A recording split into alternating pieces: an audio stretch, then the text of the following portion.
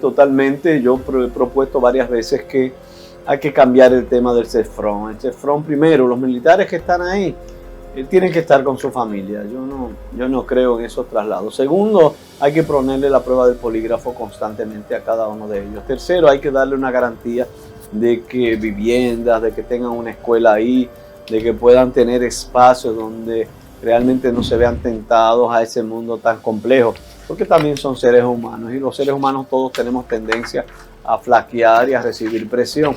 El tema es de la visión de los gobiernos que tiene que cambiar. Yo preferiría hacer urbanizaciones en Elías Piñas, en Dajabón, en Montecristi, en cada una de las zonas donde esos soldados estén con sus hijos, su familia, donde puedan ir a una iglesia, donde puedan tener todas las comunidades y hagan su trabajo en el marco de la decencia y no soldados tirados durmiendo en un camapé, en una cosa casi en el suelo, con la presión de los subalternos de que tiene que traerme 5,000 pesos diarios y tú te quedas con 500. Una dinámica un poco salvaje. ¿Vale algo más?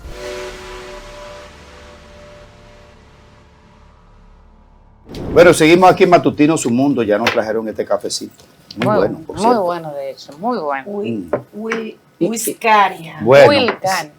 no, don Ismael viene temprano, él mismo prepara esa greca.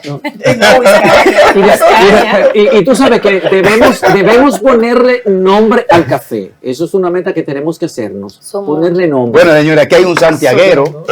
Un santiaguero. Llega temprano, ese santiaguero que llega temprano, lo podemos hacer parte de este equipo, porque es tempranoso el señor Francisco Domínguez Brito. Qué honor tenerlo por aquí, doctor, porque usted es un hombre que nos hace sentir orgullosamente dominicanos, compartir la dominicanidad con un hombre como usted, cuando en la política es una situación bastante difícil mantenerse coherente por toda la vida. Bienvenido. Gracias, de verdad, un fuerte abrazo, bendiciones, éxito en el nuevo set también, a don Ismael, que tú hablas de coherencia. Yo creo que don Ismael ha sido un hombre coherente, nunca ha tenido escándalo a pesar de ser líder de una fuerza que le llamamos no mayoritaria, porque no ha tenido un 5%, pero nunca se ha prestado como a sinvergüenza, y a él mi respeto y mi cariño, yo creo que eso vale mucho. Gracias por la invitación. Lo consideramos, doctor, pero ya arrancó la entrevista. Ya. Sí. Usted está viviendo en Santiago, ¿no? Usted vive Vivo en Santiago, pero me pasó 2 o 3 días. Y Abel Martínez, ¿dónde vive? También vive en Santiago. Ok, ya usted lo fue a visitar por el tema de la salud. Estuvimos por allá, sí, estuvimos por allá, compartimos un buen rato. Él está convaleciente de un pequeño accidente doméstico, pero todo va bien. Muy bien. Cuando él dijo que el gallo era bueno, pero que el gallinero no sirvió, que no lo apoyó, ¿usted está dentro del gallinero? Yo creo que él no dijo que el gallinero no lo apoyó. Ese fue el pedacito que salió. Luego, si tú ves la discusión, no creo que él haya... Él lo dijo muy claro. El gallo es bueno, lo que no sirvió fue el gallinero. Y algunas ratas que estaban ahí en el gallinero. Yo sí creo que lo importante, ahora que ustedes hicieron esas aclaraciones, sobre todo previo a que yo entrara, creo que tú la hiciste. El Partido de la Liberación Dominicana tiene retos, tiene divergencias, tiene formas de pensar sobre un proceso de elección, y todo eso implica consenso, implica diálogo, implica la necesidad de que nosotros podamos articular algo donde cada una de las dirigencias sienta que se está haciendo lo correcto. Yo personalmente me aboco en esa línea, en la línea de que podamos concertar y que podamos ser verdaderamente un partido que asuma nuevamente el liderazgo de la República Dominicana. Lo fuimos durante muchos años. Lamentablemente en los últimos 2 periodos no ocupamos la simpatía de la mayoría de la población, pero el gran reto es hacerlo de nuevo, ofertando a la población un partido que defienda sus intereses, sus necesidades, que la gente sienta que nosotros estamos para resolver problemas de la gente y no para generar problemas a la gente. ¿Cuándo va Domínguez Brito a inscribir su candidatura o su precandidatura? Faltan 10 días nada más para el partido. Mira, todavía estamos en discusión sobre cuáles serían las reglas de juego. Yo creo que todavía no están muy claras, a pesar de algunas decisiones. Hay revisiones que se están tomando. Hay una comisión de unidad y de arbitraje que también está jugando un rol. Y luego vamos a ver cuáles son las decisiones colectivas que vamos a tomar. Esa es la realidad que hay dentro del Partido de la Liberación Dominicana. 10 días, Domínguez Brito, 10 días faltan. Pero ¿Qué pasa ahí? ¿Pero de qué depende? Depende ¿Cuál sería la de que condición? nos pongamos de acuerdo en el tiempo, en los procesos, en los árbitros reales de un proceso interno, de que nos pongamos de acuerdo en cuál sería la metodología de trabajo en la pre-campaña. Depende de la posición de la Junta Central Electoral, si pudiéramos concertar los procesos. Depende de muchísimas cosas y cada una de esas variables hay que tomarla en cuenta. Francisco titula en su página 8, Diario Libre, algo que me llamó la atención y le voy a hacer esa pregunta a Francisco. Hay lucha interna en el PLD por la elección del candidato a destiempo. Y dice el escrito que el PLD está violando todas las normas, tanto internas como la ley de agrupaciones políticas y la de régimen electoral, adelantando la escogencia o la apertura de una precampaña presidencial. Y te quería preguntar, Francisco, ¿tú conoces a Eleuterio Abad Santos? Porque ese compañero del Comité Central ha impugnado pues este proceso de inscripción que se inició con Francisco Javier García Fernández. ¿No está cayendo en una ilegalidad el Partido de la Liberación Dominicana y no está provocando una nueva crisis quizás más contundente que aquella del 2019? Me hiciste dos preguntas. La primera, sí, tienes toda la razón ante la pregunta que me hiciste. Hay divergencias, hay posiciones encontradas, no hay un consenso todavía y por eso estamos promoviendo el diálogo y esa concertación. Sobre si se viola la ley o no depende. Si se hace al margen de unos consensos internos, si se hace como una imposición, sí. Si por el contrario se hace como un acuerdo de caballeros que simplemente es para consumo interno, es decir, algo que no implica necesariamente que hay que acatarlo desde el punto de vista legislativo, la decisión que se tome sobre quién sería el candidato, sino que se haría la elección formal de acuerdo a como dice la ley, en los tiempos, en los plazos y en las formas que dice la ley, y que en ese momento, si alguien más se quiere presentar, que lo pueda hacer, simplemente no veo que haya ningún problema. Todo depende de cómo lo haces. En el primer caso se puede, en el segundo caso no se puede. Fíjate que el PLD lo hizo, pero lo que el PLD hizo en el proceso pasado era que todos los demás aspirantes se comprometían a apoyar si surgiera otro candidato a ese que ganó las primarias internas. Era un acuerdo de palabra, que si surgía alguien, bueno, perdía, no iba a tener la fuerza porque todo el mundo se iba a unificar en una sola candidatura. Esto no es lo que hay en este momento, por eso se requiere más concertación y más diálogo. Pero eso no es democracia, porque por ejemplo llegar a un acuerdo de ese tipo, de que todos los precandidatos que hayan presentado hasta ese momento se pongan de acuerdo para apoyar a aquel que resultó señalado en un proceso electoral interno fuera del tiempo que establece la ley 2023 del régimen electoral, cerrarle el paso, por ejemplo, a una persona que se está inscribiendo en tiempo hábil de acuerdo a la ley, ¿eso no es democracia? Depende, en el periodo pasado es democracia, simplemente concertación, son equipos que se unen, pero hubo un acuerdo general, todo el mundo estaba de acuerdo, entonces hubo respeto a la voluntad de todo el mundo. En este caso, si no todo el mundo está de acuerdo, entonces sí no es democracia. ¿Cuál es la propuesta suya para estar de acuerdo?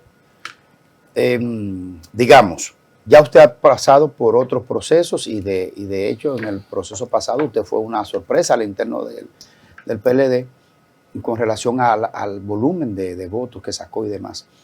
En el PLD hay fuerzas claras. En el caso presidencial fue un 34% y eso es una cantidad Pero yo digo, considerable. ¿cuál es la propuesta suya? Porque vimos que la comisión que visitó a Abel Martínez, Temístocles Montaz, Lidio Cadet, Melanio Paredes, que forman una comisión como de coordinación, ¿verdad? Unidad de arbitraje se llama. Unidad de arbitraje, eso es apagafuego. Mire, la propuesta suya, ¿cuál es? Claro, para poder llegar al consenso. Déjeme ponerme serio en esta pregunta. La pregunta es... Bueno, de nosotros que nos queremos mucho. Entonces, Sí. aquí estamos disimulando Sí. un programa. ¿Cuál es la propuesta suya para llegar a eso que usted dice, que hay divergencia, que no hay consenso? ¿Cuál sería la propuesta, Domínguez Brito, para el consenso? Primero, buscar ese consenso. Buscar ese consenso implica, primero, que nos pongamos de acuerdo en las reglas de juego. ¿Quién es el árbitro? ¿Quién es la comisión electoral? ¿Cuáles son los procesos de pre-campaña? ¿Cuál es el tiempo de elección? Eso es lo primero. Y sobre todo, ¿quién va a administrar el proceso? Segundo, de nuevo con la Junta Central Electoral, tener un contacto. No debemos nunca trabajar al margen de la ley. Si no hay una conversación con las autoridades que tienen esta dinámica y sobre todo a raíz de algunos pronunciamientos, entonces pudiéramos caer en una situación indebida. Es decir, que hay una serie de variables que son vitales para que este proceso camine bien y yo abogo por ese diálogo. Yo abogo porque el PLD salga fortalecido. Si me preguntas y voy a externar lo que fue mi posición en el comité político, este año debió ser destinado en el PLD para fortalecer la institucionalidad, fortalecernos en valores, cuáles son nuestros principios, cuál es nuestra ideología, fortalecernos y sincerizarnos en la membresía. Fíjate que aquí los partidos políticos nos engañamos todos. El PRM tiene casi 3 millones de inscritos, la Fuerza del Pueblo tiene 2 millones de inscritos, nosotros tenemos 2 millones de inscritos. Cuando tú sumas todos los inscritos son más que los electores. Cuando tú llamas a esa gente ni siquiera saben que son miembros de esos partidos políticos y se asombran. Y tú te asombras cuando tú ves el padrón del PRM que aparecen grandes dirigentes del PLD, con el padrón de nosotros que aparecen dirigentes de otros partidos y sobre la marcha lo van borrando porque es una locura lo que hay. Entonces el PLD debió, aunque no lo hagan los otros partidos, pero sí nosotros, sincerizar las estructuras, elegir los nuevos presidentes intermedios, los presidentes municipales, los presidentes provinciales, trabajar con una dinámica, con planes de trabajo, evaluación de planes de trabajo. Realmente debió ser el año de fortalecimiento nuestro institucional. ¿Para qué? Para que esta herramienta esté lo suficientemente sólida cuando surja las candidaturas provinciales, congresionales o municipales y sobre todo, la más importante, la candidatura presidencial. Doctor, en el 2020 se llevó a cabo en el Partido de la Liberación Dominicana ese consenso cuando usted fue precandidato presidencial. Se llevó a cabo ese proceso con pleno consenso, se firmó un documento, se dio oportunidad a todo el mundo en un tiempo prudente para que pueda externar sus aspiraciones. Realmente hubo una aceptación de todos nosotros de las reglas de juego. Hay desconfianza ahora en lo que pueda pasar y lo digo porque hubo un momento donde usted y otros candidatos corrieron bastante, de hecho usted iba muy bien, muy puntero y de repente aparece un Gonzalo Castillo apoyado por Danilo Medina. Mira qué pasa, el gran problema de la democracia dominicana y de los partidos a lo interno es el respeto precisamente de la voluntad de la gente. Lamentablemente nosotros tenemos un grave deterioro. Nosotros vemos cómo alterar un acta, tomar cualquier decisión es como si fuera un chiste, es algo divertido y eso no es así. Por eso los partidos políticos tienen crisis. El Partido Reformista desaparece, el PRD casi desaparece, se tiene que formar el PRM. Nuestro partido se divide en dos, eso hace que perdamos el gobierno. Se van dando situaciones muy tristes y es fruto de la incapacidad que tenemos de concertar, de dialogar y de respetarnos unos con otros. Las graves crisis en los partidos políticos es la falta de respeto a los demás y la creencia de que yo puedo imponer todo, de que yo puedo obligar, de que todo se vale. Y no todo se vale, ¿por qué? Porque la gente... tú la puedes empujar, doblegar por un tiempo, pero no siempre al final. Pero hay una realidad pero hay material. respetado Danilo Medina en este caso, aparte de ese liderazgo. Yo no lo vería así. Yo te puedo decir que la incapacidad de los partidos políticos de dialogar, de concertar y de respetar ha producido la crisis en los partidos políticos. Viendo la realidad material. 3 ejemplos claros y precisos de la incapacidad de concertación y de diálogo y sobre todo de conectarse. Y esto no solo pasa en República Dominicana. El PRI en México fue un partido que durante 70 años gobernó México y probablemente va a desaparecer en el proceso electoral que viene. El PRD de México, creo que de Cuauhtémoc Cárdenas, un partido fuerte, segunda fuerza en muchísimos momentos de la historia, y ya desapareció en México. El Partido Socialista Francés, François Mitterrand y todas estas personas líderes mundiales, simplemente desapareció. El PSOE logró, a punto de desaparecer, reinventarse nuevamente con Felipe González. Lo que yo te quiero decir es que los partidos políticos tienen una dinámica, y si se salen de esa dinámica, la tendencia es que puedan desaparecer, por mejor que sean sus dirigentes. Bueno, aquí hubo uno que estuvo a punto, muy cerca de llegar a la presidencia, como fue Unión Cívica, con Viriato Fiallo, y un proceso siguiente se fue y ya desapareció, y aquí hay partidos actuales que están muy cerca del borde de desaparecer también. Que fueron los grandes partidos mayoritarios en su momento. Reformista, PRD, por ejemplo. Entonces, una cosa, la política es un constructo, ¿verdad?, de ideas, de pensamientos, de ideología, de propuestas, pero también le acompaña su par dialéctico, que es la práctica, la realidad material.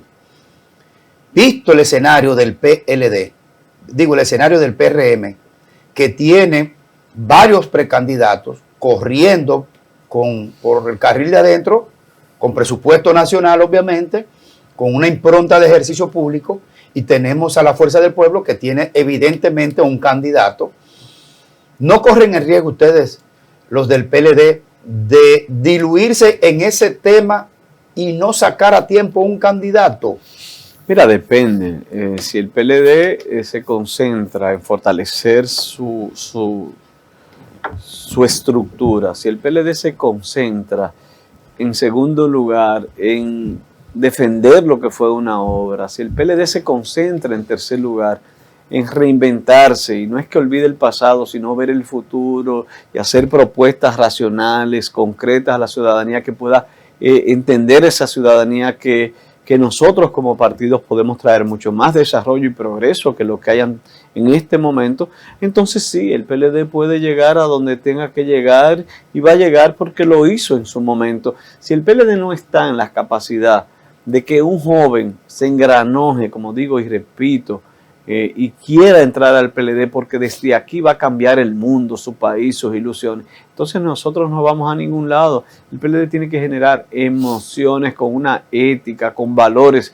Simplemente repartiendo sobrecitos no se genera la pasión en el ejercicio político. La pasión en el ejercicio político lo genera una utopía, una creencia, un sueño de tú hacer cosas en favor de los demás. Lo demás, y sobre todo un partido de oposición, desaparece. Eso existe todavía. Existe y va a existir toda la vida, en dimensiones diferentes y en fórmulas diferentes. Tal vez ahora mucho a través de las redes, hay gente que lo intenta, otras en el pasado lo hacía a través de clubes y otras instituciones, pero en el fondo el ser humano quiere lo mejor. Tú quieres lo mejor para tus hijos, todo el mundo quiere lo mejor para su familia, para su comunidad. La gente en el fondo tiene más de bueno que de malo. Simplemente es canalizar esas ilusiones que saliéndonos del PLD y entrando a la política nacional. ¿Usted ha ido a Friusa?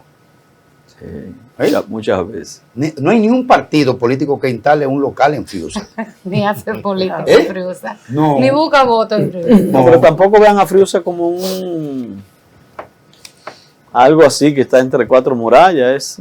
Mire, el Estado, el presidente... He ido varias veces, muchas veces.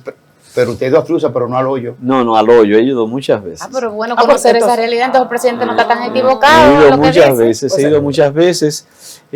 Tú tienes un grave problema que ustedes abordaron, el tema de Haití, y el tema de la mano de obra de Haití, el tema de los recursos humanos en la República Dominicana.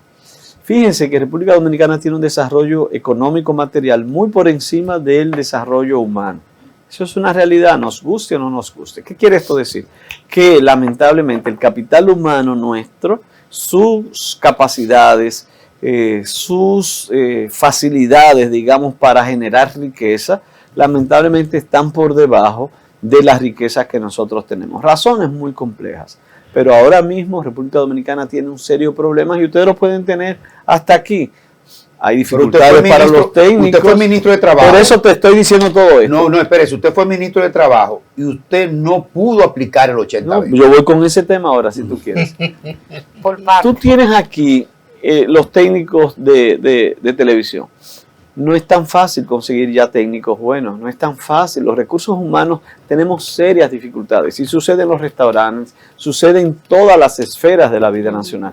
Si República Dominicana quiere dar un salto hacia un desarrollo mayor, tiene que concentrarse en la gente, en preparar a nuestros jóvenes. Si no, nosotros nos vamos a quedar estancados. Nos vamos a quedar estancados. Esa es la única realidad. ¿Por qué no podemos aplicar el 80-20? Espérese, doctor, que es una ley, estamos hablando de la ley. Yo no te he visto ninguna pregunta. Ahora yo voy a... Espérese, magistrado. Cuando ustedes van a los puestos, juran cumplir la ley y la Constitución. No. Pero ningún ministro de Trabajo, ¿por qué no se puede puede aplicar? Tema ahora. ¿Dónde está el fallo? ¿Dónde están? ¿Quiénes son los empresarios de la construcción o de turismo que impide que ustedes le apliquen la ley? Yo te voy a decir ahora. No me dejaste terminar la idea que más me fascina, pero voy a donde... Discúlpeme. A donde tú estás. Ahora, sin educación de la gente, del dominicano, no habrá yo insisto, ¿por qué ni habrá no se 80-20? Y voy con 80-20. Yo insisto. Santiago, tabaco, cigarro. República Dominicana, mayor exportador de cigarros y de tabaco del mundo, ahora compitiendo tal vez con algunos países centroamericanos, sobre todo Honduras, porque la mano de obra ya es mucho más barata. ¿Quiénes siembran el tabaco? 100% haitianos. ¿Quiénes están despalillando? Casi 100% haitianos. ¿Quiénes están haciendo todo el trabajo del tabaco que no sea ya la artesanía que son los dominicanos? Haitianos. Industria porcina y del pollo. ¿Quién trabaja en toda la industria porcina y del pollo? Casi la totalidad haitianas. Agricultura. ¿Qué dominicano ahora? Yo te aseguro que el 90% de la agricultura de la República Dominicana, haitianos. Bananos, exportación, banano orgánico, haitianos. Recolección de cacao para exportación, haitianos. Corte de caña, haitianos. Entonces aquí, y sobre todo tú que estabas hablando muy duro, y hablaste muy duro ahí porque viniste a hablarme así, a señalarme, yo te voy a señalar a ti. Yo estoy de acuerdo, el 80-20. No, pero yo puedo. Es verdad, pero también tú tienes que saber que nada más no es hablando. Si aquí el dominicano, que no nos gusta decir la realidad, si los haitianos no hacen el trabajo que están haciendo ahora mismo, aquí todos nos estuviéramos muriendo de hambre. Entonces, ¿cuál es la solución? ¿Que vengan todos los haitianos y que se desbarate la República Dominicana? No. La solución es la que no se está buscando y que el presidente lo ha dicho, pero de boca. Aquí hay que tecnificar. Eso que yo te dije del tabaco, aquí hay que incentivar a todos los productores de hoja de tabaco para que mecanicen la recolección del tabaco. Aquí hay que trabajar para que el corte de la caña, como en muchos países, sea tecnificado. Aquí hay que desarrollar una política clara en materia de construcción para que el uso de nuevos materiales, el uso de nueva tecnología sea incentivado y obligado a cada uno para que sea mano de obra dominicana tecnificada. Porque el dominicano, aunque tú quieras, no va a coger un machete para pasarse 8 horas en un campo, pero sí puede coger un tractor tecnificado. Entonces perdimos el país. Entonces se pierde el país. ¿Tú sabes cuándo se pierde el país? Entonces, cuando no se hace lo que tiene que hacer. El gobierno del PRM, los gobiernos y el futuro tiene que ser hacia la tecnificación.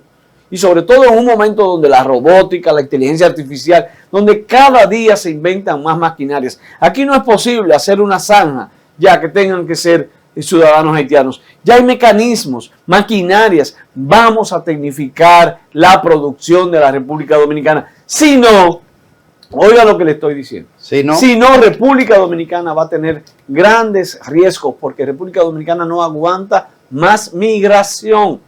No aguanta más migración porque el porcentaje que tenemos ya realmente es bastante complejo. Y Haití, para que lo sepan bien, La tendencia de Haití sería todavía su peligrosidad, su inestabilidad, su situación económica cada día será peor.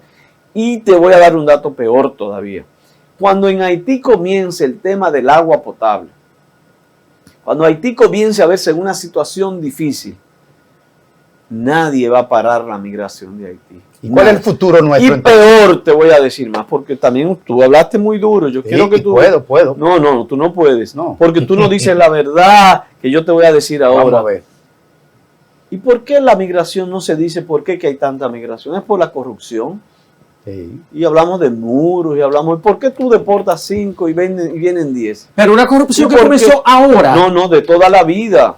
Ah. De toda la vida. En el gobierno del PLD también. También. Lamentablemente en las Fuerzas Armadas, pero nadie quiere tocar esos sectores. Pero eso lo planteamos, eso lo planteamos aquí con suma regularidad. No, yo fui yo ahora, tú no te atreviste. Pero dígame esa idea, la que usted está hablando, mire, no de las es Fuerzas posible, Armadas. es simplemente un negocio. Entran 5 y salen 5, todo es corrupción. Todo es corrupción. ¿Por qué República Dominicana está lleno? Porque lamentablemente hay una tolerancia.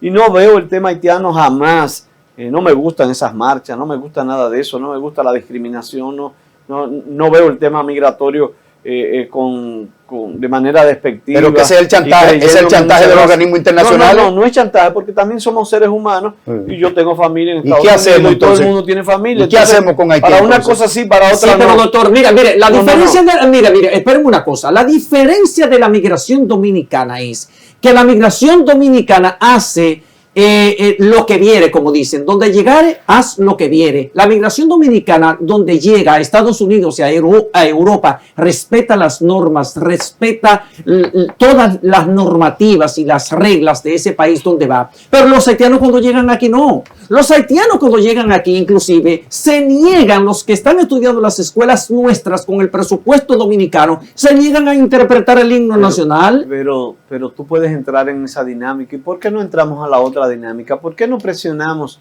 a que no tengamos tanta corrupción en la frontera? Doctor.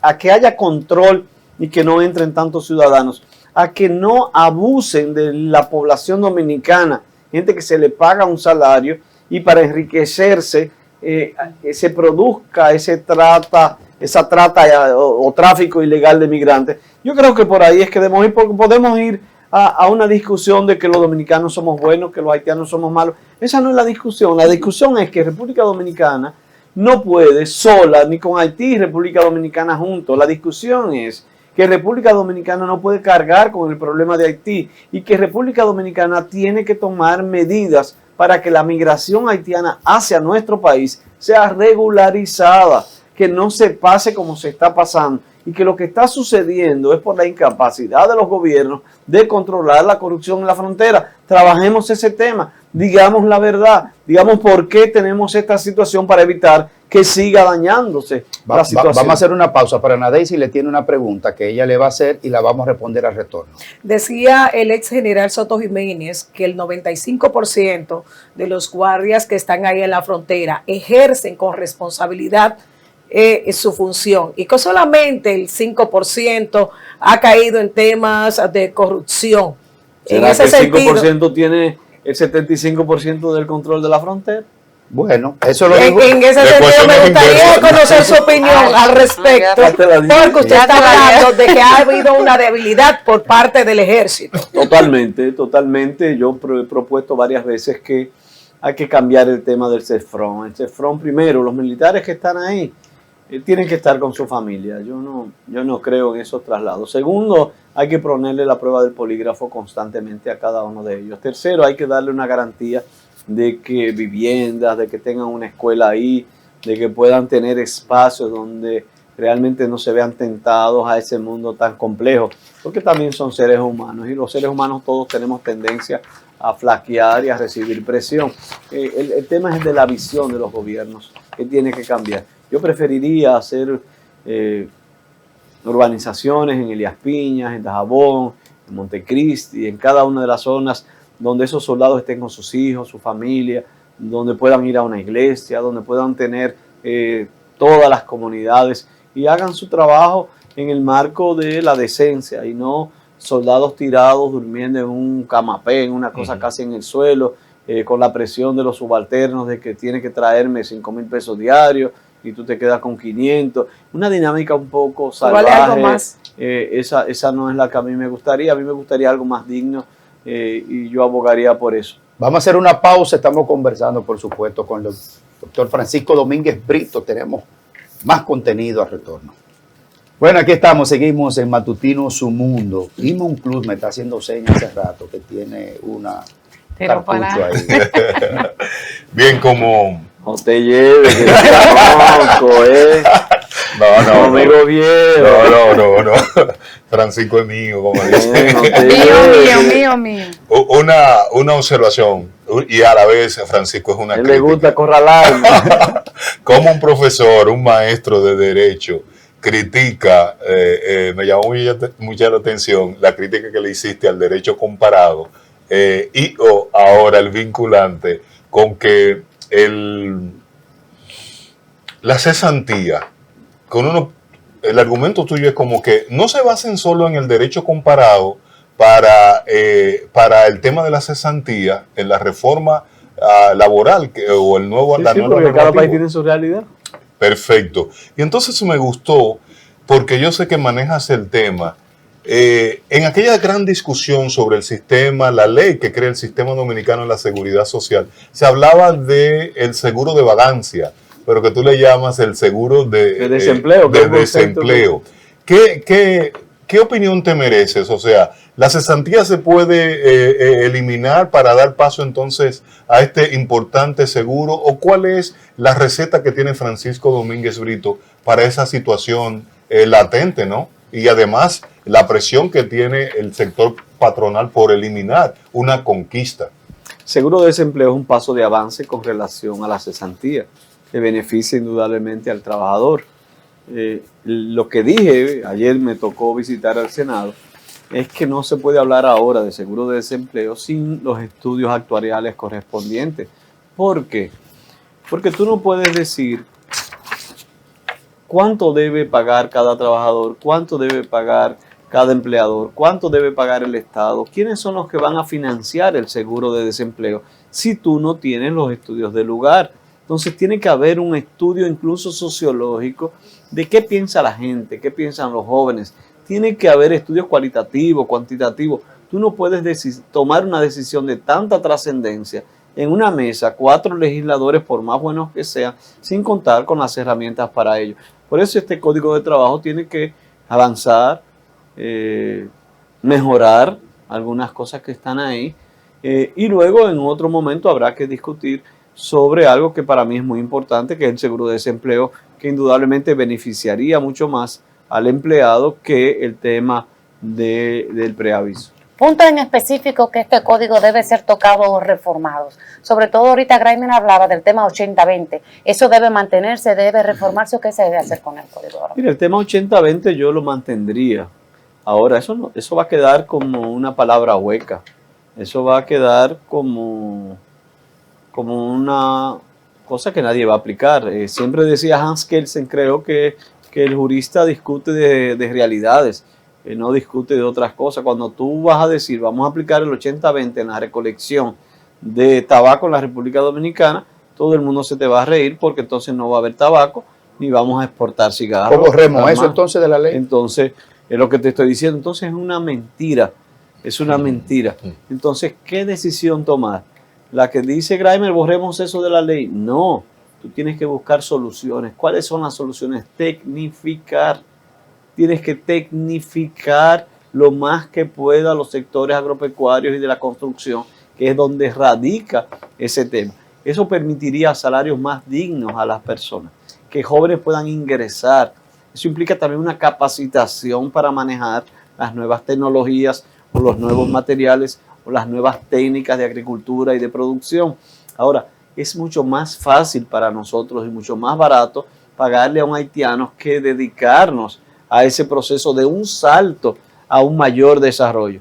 Yo abogaría por un liderazgo, es que no ha existido el liderazgo. El presidente anunció ayer 3.000 millones. Mentira, el gobierno del PRM no hace nada Nada, nada. El gobierno del PRM solamente dice mentira, solo habla. Tú no ves ningún proyecto. Mira, en materia de infraestructuras no hacen nada. Ese tema de la tecnificación no han hecho absolutamente El presidente nada. anunció 3.000 millones ayer. No, nada. Eso no es nada. Son políticas que tienen que ir, por ejemplo, en materia de la construcción, con una exoneración total de todos los equipos que se trabajan. Segundo, con una capacitación de manejo de nuevos materiales y de nuevos equipos. Tercero, con incentivos para los sectores de la construcción que trabajen ese tema. Cuarto, tiene que haber sanción. Tiene que haber sanción porque una cosa es la conciencia y otra es la consecuencia. Entonces no hay una política clara del gobierno. En materia agropecuaria lo mismo. Por ejemplo, tú coges la industria del pollo en la República Dominicana. Cada día en el mundo, ahora mismo, todo se hace mecanizado. Recogen el pollo, lo llevan allá, lo lavan, lo pelan, todo ya es mecanizado. Pero aquí incluso la mayoría de las granjas de pollo tienen un tamaño que hasta por el tamaño de las granjas de pollo no pueden entrar las maquinarias que ya existen para eso.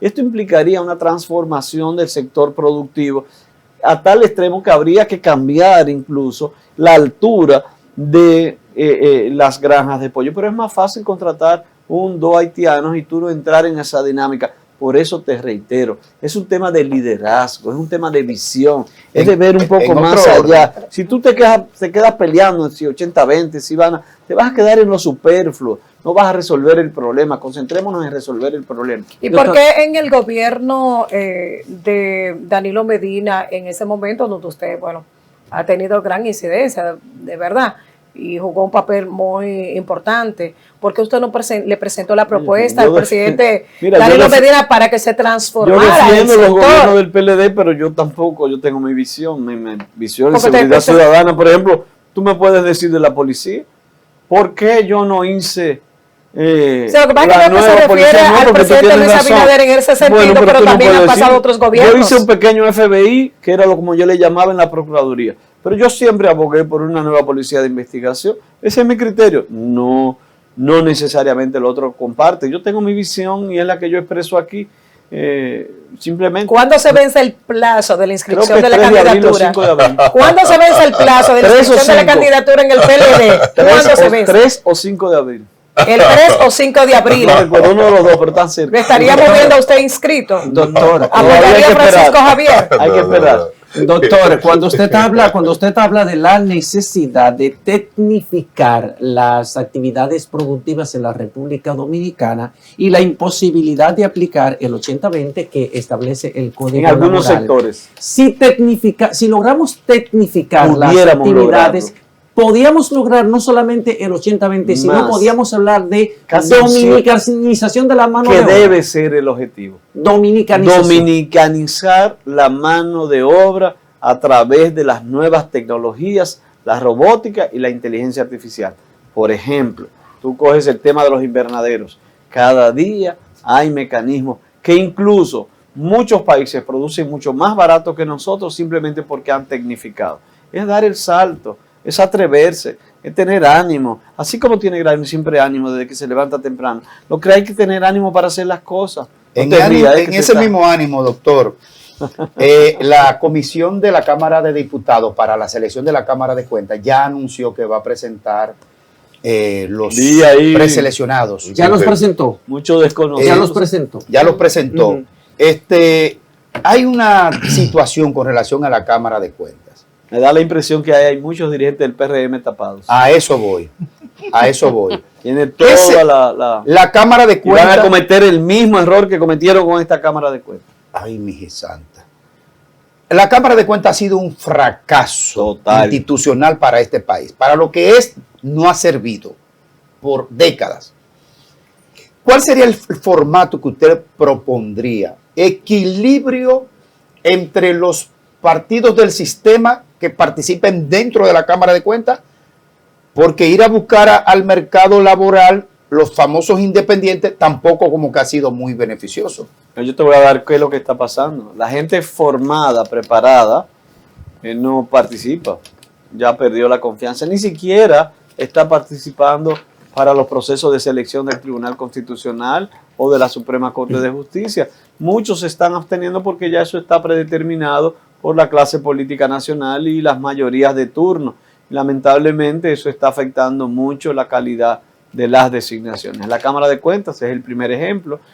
Aquí hay muchas personas con grandes conocimientos de auditoría, de contraloría, de manejo del Estado y de los procesos de contrataciones públicas. Sin embargo, no participa porque no tienen padrinos y dicen, ¿para qué yo me voy a poner de ridículo en eso? Entonces, aquí hay un problema institucional de fondo, de desconfianza de los dominicanos en la clase política, en las designaciones de esas autoridades. Perfecto. Vamos a dar un giro a la agenda de preguntas. Como exministro de Medio Ambiente, tengo dos preguntas. Una tiene que ver como con minería, tierras raras. ¿Cómo ve usted? Hoy yo pongo en circulación un libro a las 6 de la tarde, acompáñenme. Pero debió decirlo, Cambio profesor climático. Maestrado. Es que Graimer no quiere que yo hable de eso. Yo lo dije y hablé de eso. Y él me dijo, incluso este programa era para eso. Sí, para hablar La suerte que no me preguntó porque los libros no lo... ¿Y dónde está su libro? ¿Dónde está su libro? Oh, no lo tengo todavía. Se ¿A qué quedaron hora y dónde? en la Pucamaima a las 6 de la tarde. A las 6 de la tarde. Están Bueno, invitados. voy a retomar y va a tratar ¿cuál El es el tema del cambio climático. Cambio el libro se climático. llama Los motivos del lobo y el cambio climático. Bien, mi pregunta, como quisiéramos aprovechar su experiencia que tuvo como ministro de Medio Ambiente para que dé una opinión. Ya prácticamente el gobierno del PRM, el presidente le ha entregado al ejército de los Estados Unidos pues todo el control de las tierras raras, y quiero saber su opinión, pero además la militarización de todo lo que tiene que ver con ese patrimonio arqueológico que conocemos como las cuevas del Pomier. ¿Qué valoración tiene usted? Mira, sobre las tierras raras, voy con la posición de don Antonio Isaconde, que fue ministro de Energía y Minas, donde él señalaba que ni descartemos, pero tampoco nos pongamos locos con todo esto, que hay que seguir los estudios, que hay un protocolo a seguir y que fruto del seguimiento de esos protocolos, entonces podemos saber cuál es la realidad y ya iniciar otros procesos de exploración en caso de que sea positivo. Ojalá sea positivo. Deberíamos rogar a los dominicanos que pudiéramos tener esas tierras raras, y yo no soy enemigo de la minería, y por más ambientalista que sea, siempre he dicho que yo prefiero sacar las piedras y las arenas de la montaña y facilitar toda la permisología para que la saquen de ahí y no que me la saquen de los ríos. Tampoco soy de los que digo que si hay oro, si hay minerales en un país con tanta pobreza, nosotros vamos a dejar de producirlo simplemente porque en ese espacio hay formas, hay estudios de impacto ambiental, hay mecanismos para tú poder dejar cuando termine la explotación de manera correcta y que no sucede lo que sucedió, por ejemplo, con la Rosario, que todavía hay una serie de materiales ahí, o con otras minas que han tenido un pasivo ambiental muy fuerte. Hagámoslo de manera profesional. Esa es mi posición. Gracias. ¿Tiene una pregunta? La cueva del Pomier. La cueva del Pomier hubo bastante irresponsabilidad. En su momento fui ministro de Medio Ambiente y eso se mantuvo dentro de unos parámetros. Al parecer en los últimos años se acrecentó la explotación y eso ha traído consecuencias. ¿No le da usted crédito al presidente Abinader por haber tomado esa decisión? Maravilloso. Wow.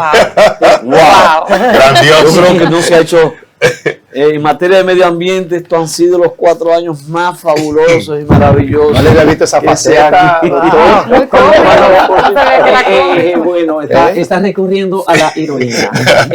Cuando usted habla de que está a favor de la minería responsable, pero por ejemplo, hay quienes están advirtiendo sobre las consecuencias negativas que podría tener explotar el tema de las tierras raras en Pedernales, porque justamente en Pedernales estamos iniciando un proceso de desarrollo del turismo. Entonces hay expertos que han planteado que sacar los 17 minerales que tienen las tierras raras implica un proceso químico que puede generar muchísima contaminación y de alguna manera eso podría afectar la industria del turismo. Yo creo que se están adelantando. Mira, tú tienes Pedernales. Primero tú tienes un área protegida que nunca podrá tocarse aunque tengan todos los minerales ricos del mundo. Yo en eso sí me opongo a muerte.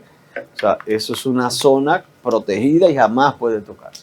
Segundo, En las áreas no protegidas se puede hacer esa explotación, pero yo me imagino que no la van a hacer encima de donde están los hoteles, sino que estoy hablando, o creo que es en otras áreas muy lejos de lo que es la costa, donde está cerca de Bahía de las Águilas.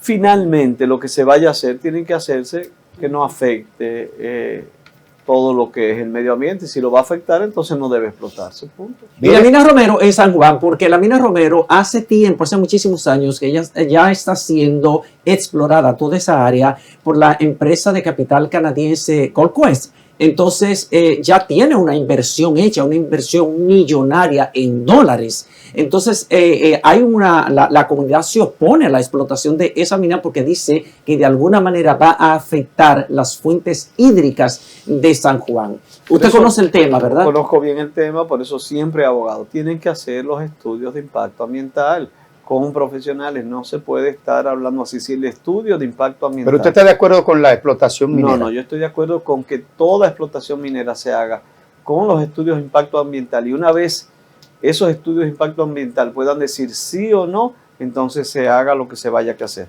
Si un estudio de impacto ambiental serio dice que no, usted no debe hacer absolutamente nada. Si dice que sí, yo creo que se pueden crear las condiciones. La cantidad que ha generado tanta incertidumbre, ¿usted cree que República Dominicana en el aspecto de tierras raras tiene más que China? No, todo esto es especulación. Busquen las declaraciones del doctor Isaac Conde, todo es especulación. No podemos entrar en ese... Aquí se han hecho primeros estudios, estamos todavía muy crudos en eso. Busquen la declaración de alguien que sí sabe, que fue el doctor Isaac Conde. Muy bien, vamos a colocar en portada su libro, porque yo no me voy a quedar dado aquí. No, tú no te vas a quedar dado, él te abimbo. Es buen dominicano. Ahí está. Sí, pero está ahí, pero antes de eso. Pero muy lindo, muy bonita portada. Yo no sé cómo usted le puede todos los días con él aquí, eso no es fácil. Yo soy nuevo. Antes de eso, doctor, la designación. Ahora no queremos. La designación de una persona que usted ayudó a construir profesionalmente, además de su talento, como es la magistrada Jenny Berenice Reynoso. De su designación. 3 palabras te digo. Sí. Trabajadora, honesta y apasionada con lo que hace. Muy bien. Ahora sí, vamos con la portada. Doctor, ahí está en portada su libro en el día de hoy.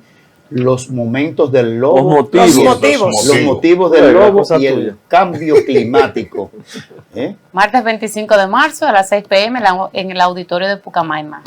Una pregunta, ¿por qué los colores de la fuerza del pueblo? Ay, Dios mío. El medio ambiente. Sí, allá tiene también... Además, acuérdate que yo soy fanático de las estrellas orientales. También, de los pocos estrellitas que hay en este país. Tiene al fondo un parque eólico. Sí, o sea, tiene el logo ahí. O sea, hay mucha creatividad en ese parque. ¿Y por qué los motivos del lobo? Porque hay mucha influencia de la poesía de Rubén Darío, que se llama Los motivos del lobo, y sobre todo de San Francisco de Asís, en la visión del hermano lobo, del hermano sol, de la hermana agua. Entonces, yo trabajo más el tema del cambio climático, no solo desde el punto de vista de una visión antropocéntrica, donde el ser humano, el hombre o la mujer es el centro de todo, sino de que los animales, las plantas, tienen derecho a existir. Y que tenemos que cuidar el planeta no solo por nosotros, en un egoísmo fundamental, sino también en función de que todos los demás tienen derecho a su existencia. Muchas gracias, doctor Francisco Domínguez Permíteme Brito. una última preguntita. Adelante. Muy bonita la conversación y todo. ¿Usted cree que se justifica la huelga de San Francisco de Macorís hoy por 48 horas? A mí no me gusta ninguna huelga de quemadora de gomas ni nada de eso. Eso lo único que trae es dolor en una familia en un momento determinado. Y eso nunca ha resuelto ningún problema. Muchas gracias. Gracias, doctor. Nos vemos allá en la Pucamaima. Abrazo, a las cuídense 6. mucho.